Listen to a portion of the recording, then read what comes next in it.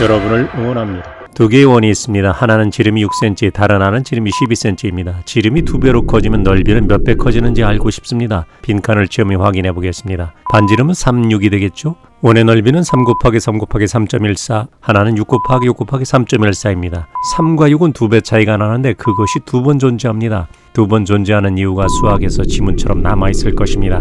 넓이는 28.26제곱cm, 하나는 113.04제곱cm입니다. 길이가 2배로 변하면 넓이가 4배가 되는 것입니다. 반지름이 3배가 되면 넓이는 9배가 되죠. 그 이유는 어디에 지문처럼 남아있을까요?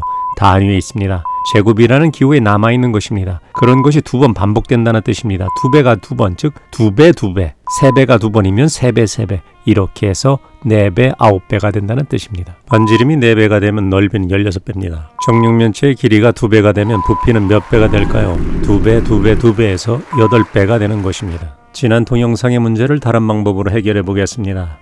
작은 원의 반지름이 7cm, 큰 원의 반지름은 14cm입니다. 반지름이 2배 커졌으므로 넓이는 4배 커진 것입니다. 큰 원의 넓이가 작은 원의 4배인 것이죠. 넓이가 4배이므로 큰 원에는 작은 원이 4개 들어있다고 생각하는 것입니다. 큰 원에서 작은 원 하나를 빼면 작은 원이 아직도 3개나 남아있다는 것이죠. 따라서 색칠한 부분의 넓이는 작은 원의 3배가 되는 것입니다. 지난 동영상을 참고해 주십시오. 함께 사는 일을 다정한 말로 응원해 주시길 부탁드립니다. 여러분을 응원합니다. 색칠한 부분의 넓이를 두 가지 방법으로 계산할 수 있습니다. 첫 번째, 큰 원의 넓이를 구한 뒤 작은 원의 넓이 2개를 빼는 것입니다. 큰 원의 반지름은 8, 작은 원의 반지름은 4이므로 8 곱하기 8 곱하기 3.14 빼기 4 곱하기 4 곱하기 3.14 곱하기 2, 그리고 손가락에 땀나도록 열심히 계산하면 됩니다. 평범한 계산 과정이며 즐거움이 없습니다. 두 번째 방법은 큰 원의 반지름이 작은 원 반지름의 2배라는 사실을 이용하는 것이죠. 반지름이 2배면 넓이는 4배가 된다는 사실 지난번 동영상에서 알려드렸습니다. 큰 원 속에는 작은 원이 4개 들어있다고 생각할 수 있는 것입니다. 그런데 큰 원에서 작은 원 2개를 이미 사라지게 했으므로 남은 넓이는 작은 원 2개의 분량입니다. 따라서 정답은 4 곱하기 4 곱하기 3.14 곱하기 2개입니다. 생각하면 여러분에게 보이지 않는 힘과 능력이 증가합니다. 지금은 생각하는 과정이 어렵게 느껴지지만 미래는 매우 밝습니다. 여러분의 능력을 믿어보십시오. 여러분을 응원합니다. 반지름이 똑같이 길어지는 양궁관역이 있습니다. 가운데 명중하기가 어려운 이유를 넓이를 통해 생각해 보겠습니다. 가운데 빨간색 넓이는 간단히 10이라고 정하겠습니다. 각각의 반지름은 빨간색 반지름의 2배, 3배, 4배인 원의 일부분입니다. 오늘은 정답을 먼저 알려드리겠습니다. 넓이는 1대 3대 5대 7 홀수의 비로 계속 이어집니다. 더 큰 원의 일부가 있다면 1대 3대 5대 7대 9가 됩니다. 처음의 넓이가 10이므로 나머지 넓이는 30, 50, 70이 되는 것이죠. 반지름이 2배가 되면 전체 넓이는 4배가 되어야 하므로 노란색 원 전체 넓이는 빨간색 원 4개가 들어있어야 하는데 가운데를 빨간색이 차지하고 있으므로 나머지 노란 부분에 빨간색 원이 3개 있다는 뜻입니다. 그래서 넓이가 30입니다. 파란색 원은 반지름이 3배이므로 빨간색 원이 9개 들어있다는 뜻이고 노란색 원을 모두 색칠하면 빨간색 원이 4개 들어있는 것이죠. 따라서 파란색 부분의 이 도너츠 모양의 형태에는 빨간 원이 5개 들어있다라고 생각할 수 있는 것입니다. 그래서 50입니다.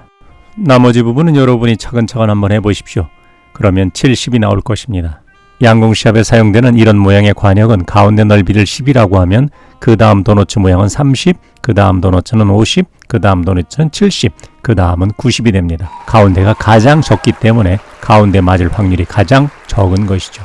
1년 전 2023년 무심천에 벚꽃이 피었고 2024년 올해도 벚꽃이 피었습니다. 1년을 주기로 똑같은 일이 반복되고 있는데 우리의 자녀들은 대나무보다도 더 빠르게 성장하여 부모의 응원, 격려, 박수가 더 이상 필요 없는 듯한 느낌을 받게 됩니다. 시간은 부모님을 기다려주지 않을 뿐만 아니라 자녀도 기다려주지 않습니다. 부모님과 소중한 시간, 자녀와 소중한 시간을 따로 만들기는 너무나 어렵습니다.